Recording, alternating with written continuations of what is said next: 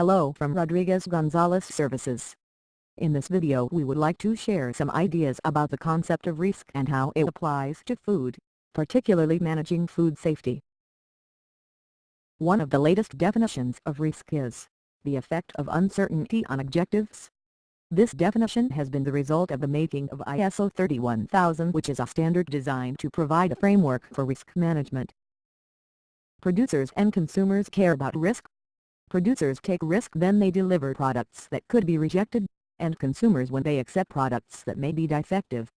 We must remember that this concept applies to all players in the supply chain, and the amount of defective products we generate will shape the perception of quality in our customers.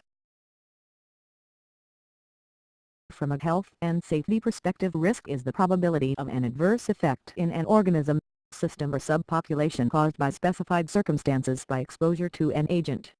As you can notice in this concept, there are three elements: the system or population and the reaction, the causing agent, and the circumstances.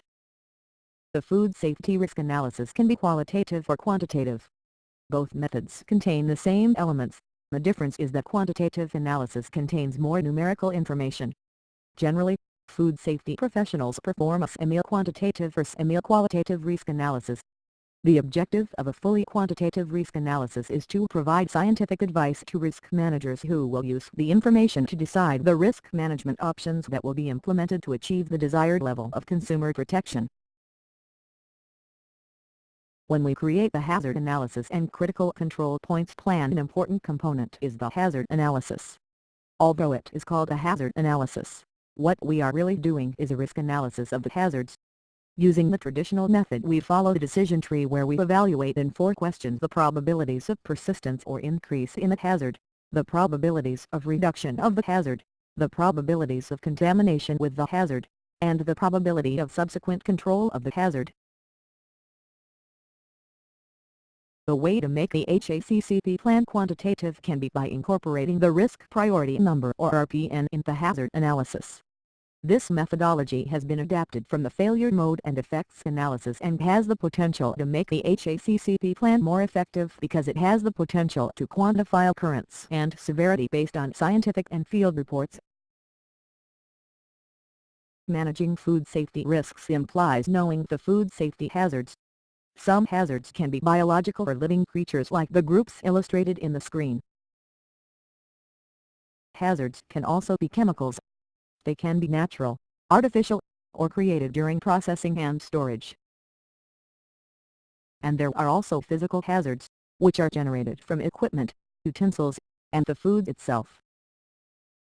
In addition to following a series of steps and understanding hazards, creating a HACCP plan requires knowing about control measures or hurdles and verification and validation methods. This is where understanding food safety engineering becomes handy, because there are a lot of possibilities, and not all of them may be cost-effective.